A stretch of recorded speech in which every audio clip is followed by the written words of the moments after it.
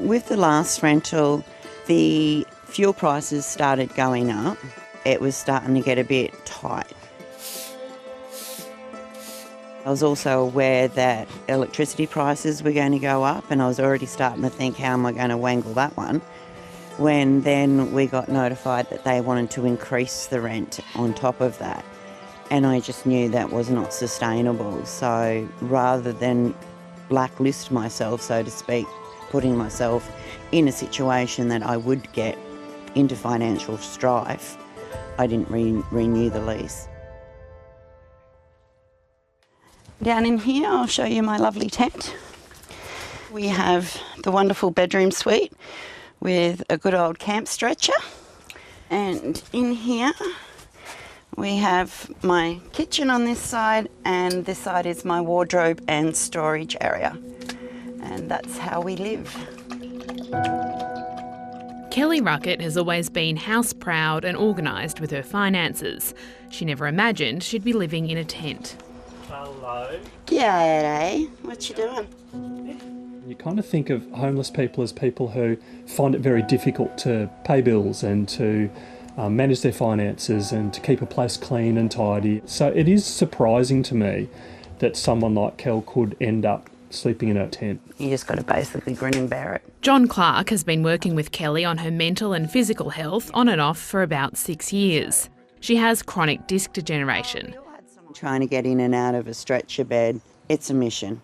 And I never know how I'm going to be the next day now, because I might sleep the wrong way inadvertently and I'll be in that much pain I can't do anything. And I'm also starting to gain weight again. So just pile them all up together. She had some really healthy eating going on. She was cooking, she was meal prepping, planning, and she had support to do that. It's just almost impossible here. Kelly is on a disability pension and works 15 hours a fortnight. She could afford a little over $250 a week, but even in regional northwest Tasmania, there's little to nothing in that price range. She's been on the priority social housing waitlist since the middle of last year. You know, it's quite common practice. You say you're in a tent and it's like, oh yeah, it's not a big thing anymore because it's so becoming so normalised.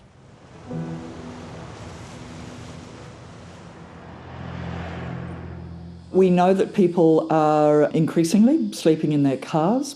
They're getting stuck in tents and caravan parks. It's completely unacceptable. Rents have increased about 10.2% over the past year. So that's a record annual increase going back to our records to 2005. The rental crisis is hitting low-income Australians the hardest. Low-income earners are commonly classified as being in housing stress if they're paying more than 30% of their income on rent.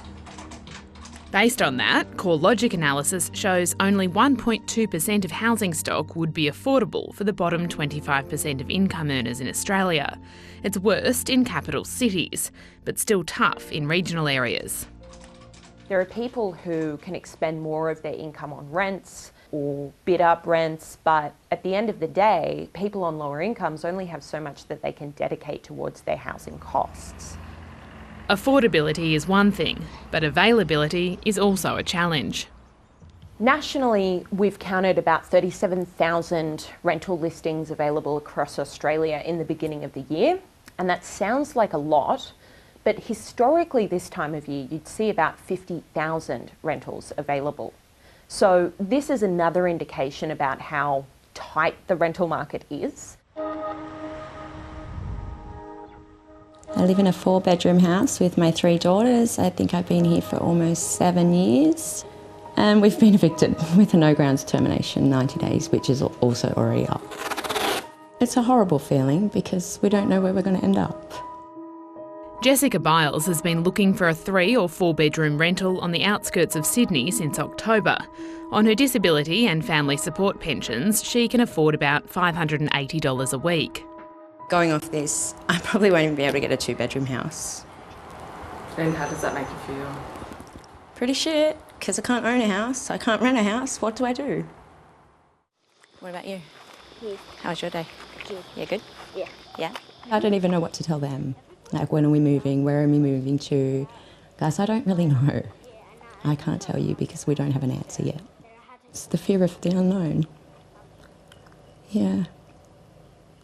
So we could end up in a refuge, we could end up in emergency accommodation, I don't know. Yay! Good job! Jessica has complex health issues. Support workers and local community services are helping her find a home. She's also on the priority housing list. Do you want to help me do this one? She estimates she's applied for more than 60 homes. Back when I originally applied for this place, it was a straight up, yes, you're moving in the next day. Now, 7 years later, you're applying with 60 other people. You're in competition with other people that are offering 6 months rent up front, and I don't have that option to do that.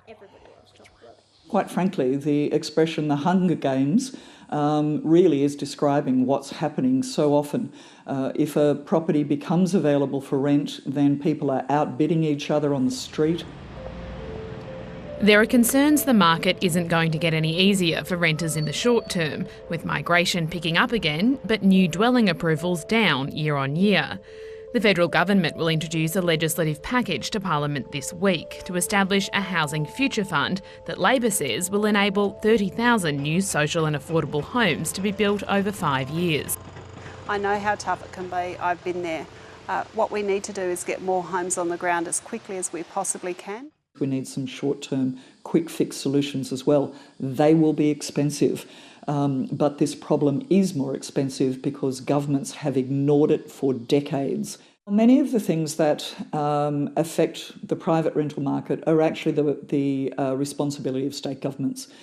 We should certainly have conversations around caps for rental increases. We should have standardisation of tenancy laws and rights across all state and territory jurisdictions.